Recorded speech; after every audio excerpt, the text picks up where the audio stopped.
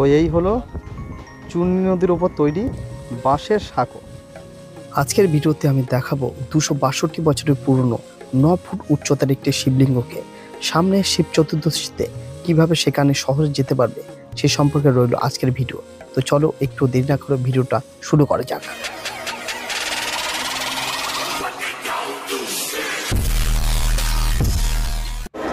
তো এই মুহূর্তে চলে এসেছি একদম শিয়ালদা স্টেশনে। আর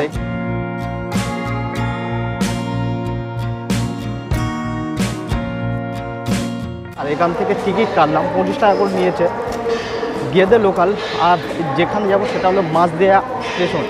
তো মোটামুটি বাজে এখন সকাল 7:30, এটা ছাড়বে 7:40। এরপর কিন্তু ট্রেন আছে 9টার সময়, এই 10টার সময় ট্রেন আছে।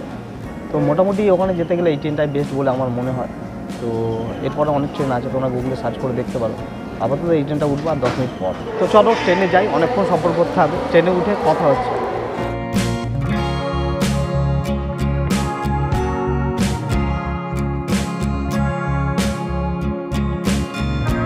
নির্ধারিত সময় থেকে 3 মিনিট লেট করে আমাদের ট্রেনটা ছাড়লো। আর ট্রেনেরটা কিন্তু বেশ ফাঁকাই ছিল, খুব সুন্দরভাবে মনের মতো দুখানা সিট নিয়ে আমরা বসে পড়েছি। আর বাঁদিকে রয়েছে কিন্তু প্রচুর গাছগাছালি আর ঘাস জমি। এছাড়া এইদিকে কিন্তু ফুলের চাষও হয় যথেষ্ট, তাই ফুলের বাগান দেখতে দেখতে কিন্তু আমরাও এগিয়ে চললাম মাঝদিয়ার উদ্দেশ্যে।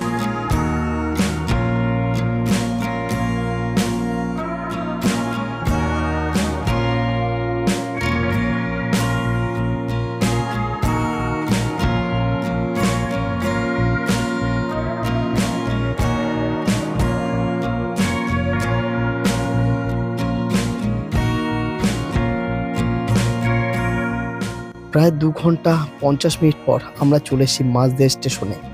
আর স্টেশন থেকে একদম বাইরে বেরিয়েই রয়েছে কিন্তু প্রচুর টোটো আর অটো।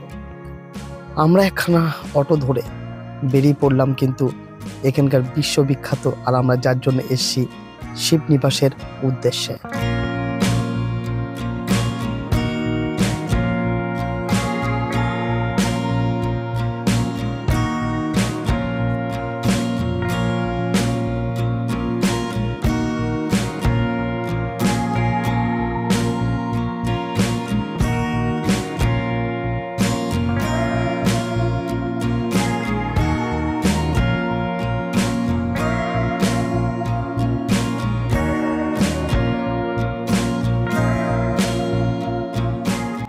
তো অটোতে করে এলাম স্টেশন থেকে, যেখানে নামিয়ে দিল একটা সাঁকোরের পাশে। ভাড়া নিল 15 টাকা করে। আর এখানে নেমেই একটা সাঁকো আছে, এই যে সাঁকো দিয়ে হেঁটে আছে, এটা পেরোতে কিন্তু পার হেড 3 টাকা করে নেয়। তো এটা চুনি নদীর উপর সাঁকোটা তোমাকে দেখাচ্ছি, একদম বাঁশের তৈরি।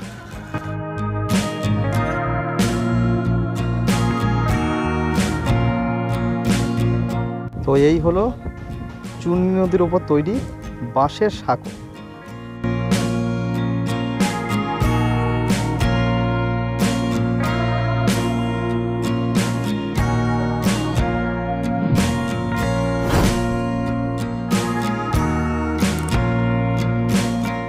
তো মোটামুটি সাঁকো দিয়ে কিন্তু 2-4 মিনিট এলেই কিন্তু শিবধামের কাছে একদম চলে এসেছি। আর লোকজন অল্প আসে, আজকে বৃহস্পতিবার, আর এখানে কিন্তু মেলাও হচ্ছে। তো চলো প্রথমে মন্দিরের ভেতর তোমাদেরকে আগে দেখা।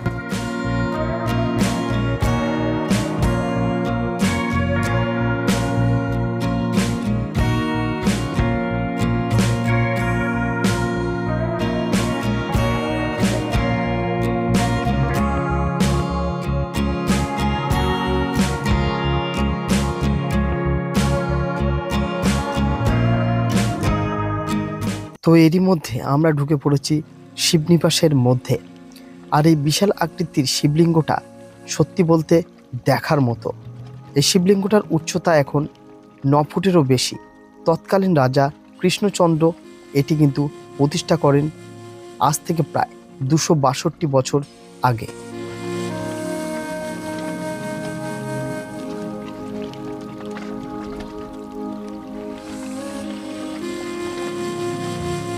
মন্দিরের মধ্যে একটি পুরোহিত কিন্তু প্রতিদিন পুজো করেন এবং পূজা সামগ্রী কিন্তু মন্দিরের বাইরে দোকান থেকে আপনারা চাইলে সংগ্রহ করে এখানে পুজো দিতে পারেন।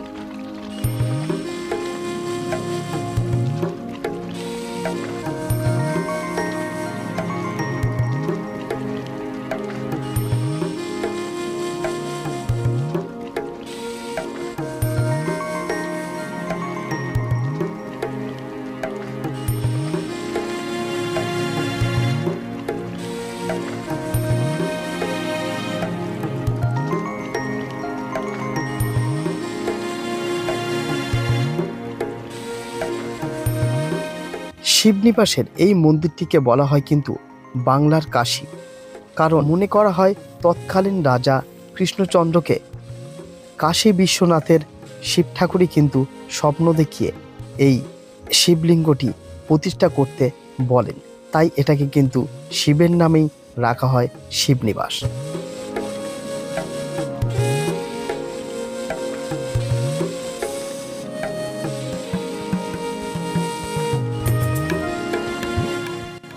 তো তোমাদেরকে দেখালাম এশিয়ার দ্বিতীয় বৃহত্তম শিব মন্দির, যেটা বুড়ো শিব নামেও বিখ্যাত।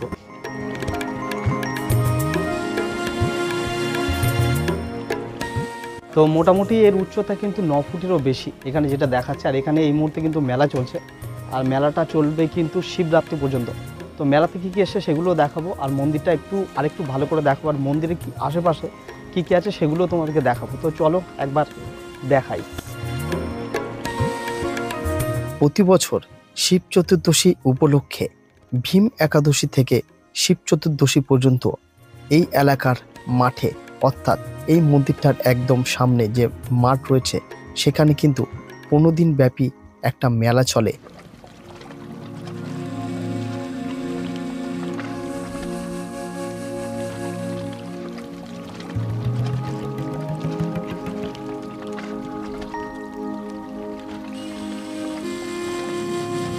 এই শিবনিবাসের অপর প্রান্তে রয়েছে কিন্তু আরও একটি বিশাল আকৃতির শিবলিঙ্গ বিশিষ্ট শিব মন্দির।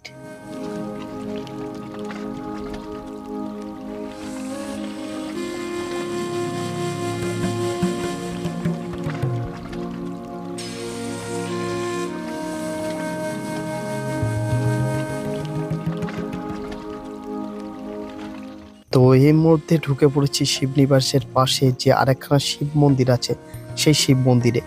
আর এই শিব মন্দির শিবলিঙ্গটাও কিন্তু ওই শিবলিঙ্গের মতো যথেষ্ট বড়, তবে এর উচ্চতা সামান্য কম। এটির উচ্চতা শোনা গেল 7 ফুট, এবং এটি কিন্তু মেন যে শিব ঠাকুরটা আছে তার থেকে 3 থেকে 4 বছর পরে এটি স্থাপন করা হয়েছে।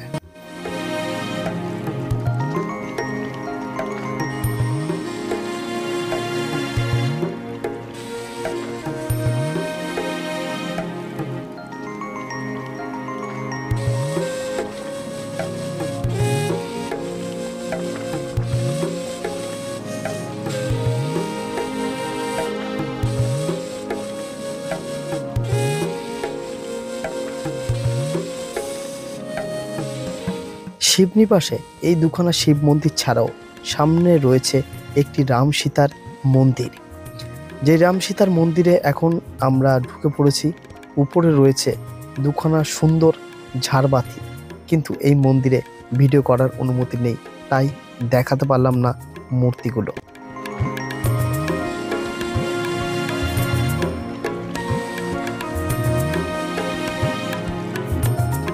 মন্দির থেকে বের হওয়ার মুখেই রয়েছে কিন্তু বিভিন্ন ধরনের ফাস্টফুড এবং মিষ্টির দোকান।